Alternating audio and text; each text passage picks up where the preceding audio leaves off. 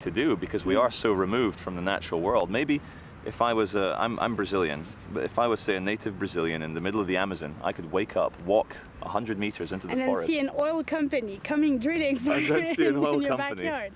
Yeah, but 1,000 years ago or a few hundred years ago, I could just walk until I'm lost in the jungle and just feel all the birds and the animals and the water and the wind and the trees and feel part of it and believe in that abundance, whereas now we're so badly trained. So my solution, I don't know. This is why I was saying to you earlier off camera that it seems like it needs to get worse before it gets better.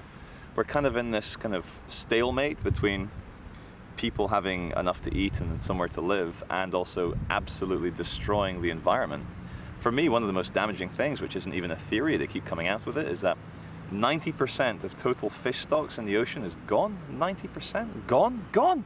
And you go to the supermarket and there's massive fish displays. You're like, what the fuck? So I think that we've learned a lot with our foray into industrial capitalist living. We've learned a lot about the human condition because we see just how crazy it is. We see it. But I think maybe it's time for us to kind of go back onto our true path as spiritual indigenous people. And we've had this 7,000-year technological tangent. And maybe it's time to return, because for all the technology we have, it's only a band-aid, a kind of suture on top of another problem caused by technology. I can't think of one particular example of technology which isn't a kind of toxic mimicry of something that we wanted in the natural world. Let's take email, for example. Email is a band-aid for our fractured, distant living. If we were living in harmony with nature, why the fuck would you want to live 1,000,000 miles away from your family, the people you grew up with, your lovers, your people? Let's see, hospitals. Hospitals are basically a way to kind of patch up people who have been destroyed by modern living through cancer or AIDS or living a really long time, which... This disease means body not at ease. Yeah, body not at ease, like discourse. Well, actually, that's the wrong example, but disease. Course not at ease. Intercourse, this bad sex. Discourse is bad sex. But I don't know how I can possibly convince people to... it's not a matter of convincing, it's maybe showing them the truth of society, and then they can only change themselves, like in the film Inception. It's the whole story is about getting that young man to think that he had the idea for changing his father's business. But I sometimes lose faith, Karine, because there's all these beautiful films and artistic endeavors which show the human condition, show warfare. They show mothers holding their Iraqi child, staring into his dead eyes. But they never show the alternative. No.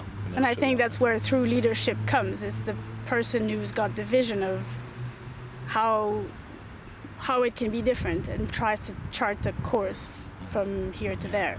Yeah, you said something very interesting off camera earlier as well. How we both agreed, we both said the word sheep at the exact same time. And we were describing the kind of general masses, and it's a derogatory term. We shouldn't call them sheep, but let's call them sheep because they follow a shepherd. And as you say, if you change the shepherd, if you change the Pied Piper, that is kind of leading society, then you change the whole pyramid of people beneath them as well. But this then raises further issues of freedom and intellectual liberty. Yeah, make them unsheep. Yeah, make them unsheep. Unsheep people. So what is it, Karine? Is it inspiration through creative endeavors, or is it legislation through political power that can change the world? I don't know. I think I'm probably the most disillusioned lawyer there ever was about the power of the law. Are you? For personal reasons. I don't know. I don't think it's going to be one single thing. I think it's going to be many factors brewing together in all people's heads, and somehow it's going to lead to a change. We can't see which direction it's going to take, but I think the factors are there for change to happen, hopefully quick enough and hopefully in a positive direction. I can only speak, and I think that's the important thing. Like, I started my documentary being like, I'll tell people, I'll convince people, this is the argument, this is how, until this is not how you convince people, and why do you feel the need to put your ideas in somebody's head. Like, why are you super presumptuous that your ideas are better than somebody else's? So I think the only thing you can do is speak from our own experience and put it out there. Yeah, and see if it resonates with people. So for my own experience, like I've tried to lead a somewhat more sustainable lifestyle in the last year. Like I adopted the worms, we eat my food and stuff like that. Oh, so you got like a worm bin. Yeah, I got 2 worm bins now. And I grow some food in my backyard, and like it's dumb things, but I think like somehow in ourselves, like we are gardeners. Like we are here to farm this place. Like it's our choice to farm it completely. But what about that creating the whole problem of civilization in the first place, was people stopping being hunter-gatherers and deciding to farm, which creates surpluses and slavery. But maybe it's a way out. Maybe if we start doing that again away from the corporations, we can free ourselves. Yeah. I think, again, institutions are the issue. I mean, even GMO, like, that's a big baddie. Yeah. I'm not technically against it. I think the second you start believing in things as if it was an orthodox religion, it's wrong. Yeah. Whether it's green thinking or black thinking, whatever, it's all wrong. Mm-hmm. And so extreme capitalists are wrong in seeing no value, no intrinsic value in trees and all this stuff that actually keeps us alive. Yeah. But I think the Greens are maybe a bit misguided in thinking that this is sacred and we can't touch it. I mean, we've been affecting our environment for as long as we have existed as a species. Yeah. I think it's stupid to think that we can live without affecting our environment, but it's our choice to decide to create an environment which gives us abundance or to just rape the environment. Like one of the stand-up comedians that I did a show with had a really good joke, and it was about like how we treat Mother Earth as a prostitute, and he's like, actually we don't even treat her like a prostitute because we don't even pay an abused child, I think. Exactly, we don't even pay afterwards, we just rape her and that's it. Treat her like a whore without salary. Yeah. Do you think, sometimes I wonder if nihilism, and I think there is a lot of nihilism in industrial capitalism in terms of the rape of the planet, does it stem from perhaps a psychological or a spiritual worldview that nothing matters? Do you think there is an element of that in humanity where this generation says, fuck it, let's be hedonistic and rape and pillage and consume because we'll be dead in the future. Fuck it, doesn't matter. Yeah, and I think that's a shame, because I think that stems from, I don't know, like I think it was maybe good to reject organized religion because it was actually just screwing us over. Yes. But in rejecting religion, we kind of rejected the question of wondering why we're here and what's the meaning of our lives and stuff. And I think rejecting that question and thinking that that question has no answer is the greatest lie. Yeah, absolutely. Of our civilization, I think.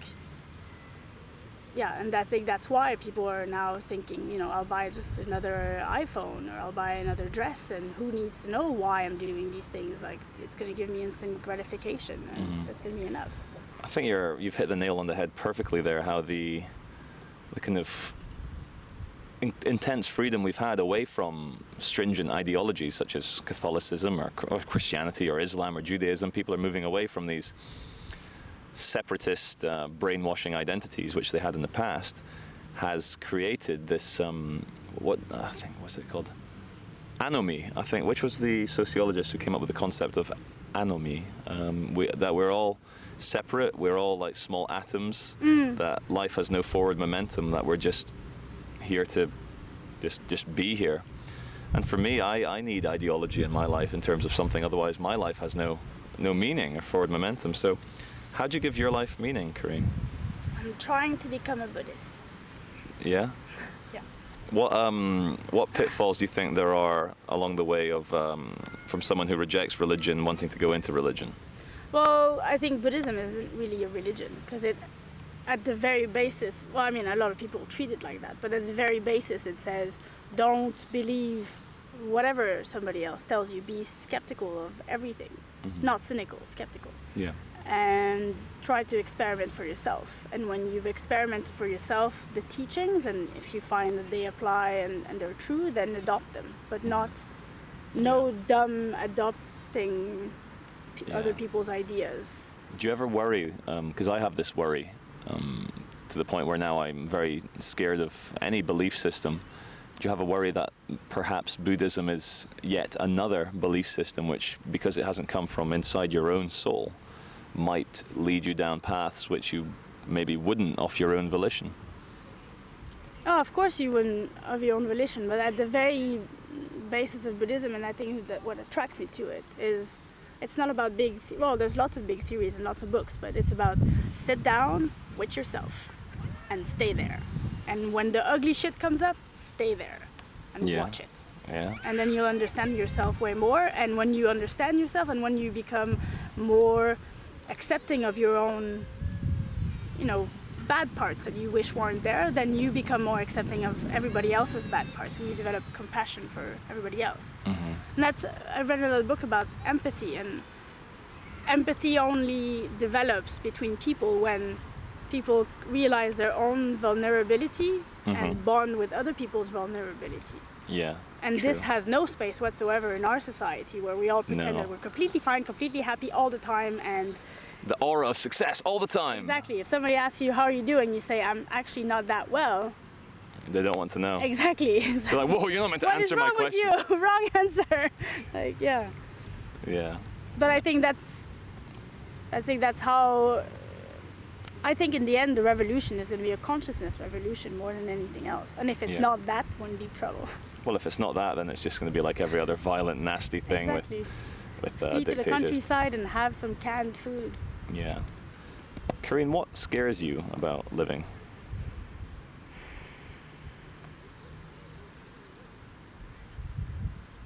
Well, that scares me about living. Well, right now I'm in a transition point in my life. So on one hand, I'm like, do I go with kind of what I believe, which is more like, let's make documentaries, whatever, which have no likelihood of bringing me any sort of income. No, I wouldn't say that. I make films and documentaries and I have a small income, but it's enough. I know, but you're a minority, I would say. I am a minority, Yeah. but you can be a minority too. I am a minority. Look at me. I know, look I'm at a you. visible minority. I'm 1/16th native. I can tell. Yeah, it's my rebellious nature. So there's that, or I go back and try to find a job and make as much money as I can, or try to go to the NGO sector, which has kind of not worked out for me because I don't have the same personality type. So Yeah. what scares me is, what if my gamble is wrong? Because if I'm gambling that this whole system is gonna crumble on itself, then might as well go the independent way. At least you're gonna have a satisfying life. Yeah. However, if it doesn't crumble, I don't want to be just the one on the sideline making no money and having done all this for nothing. So I guess I'm still struggling with my ego. Yeah. That's Yeah. okay. I think we all are. Yeah. Karine, do you believe in love? Yes. But it's a bit of a theoretical question. Yeah. I Like, don't what know. kind of love do you believe in? Like the Beatles, all you need is love. Yeah. No, that in theory, I really believe that love is what's gonna For change me, everything. I think unconditional love, the kind of ability to love, the essence of existence, is the ultimate religion, is the ultimate truth, and maybe that's what you're searching for with Buddhism. But maybe Yeah. you already have it inside But you. unconditional love starts with unconditionally loving yourself. Yeah, it's a You won't difficult be thing able to do. to unconditionally love anyone else if you can't start with yourself. Exactly, but we're all so fucked up by egos and programmings and desires. Well, kind of programmed desires for success that we have difficulty. And I think, well, I've been bitching quite a bit about my former job and stuff, but I think that's one of the issues with all the people who are already kind of actively engaged in trying to save the world and stuff like that. It's like they should spend half the time in trying to save the world, trying to save themselves, and I think they would be much more effective agents. Because when you're projecting your own pain and insecurities onto something else and wanting to change something outside of you, to an extent you're wasting your time. You can only change yourself. And I think the people that we do remember for being effective leaders in that way are the people who in a way I think transcended that, and then you could see that, okay, it's not just coming out of resolving their own issues, because that doesn't inspire much. Karine, thank you very much. My pleasure.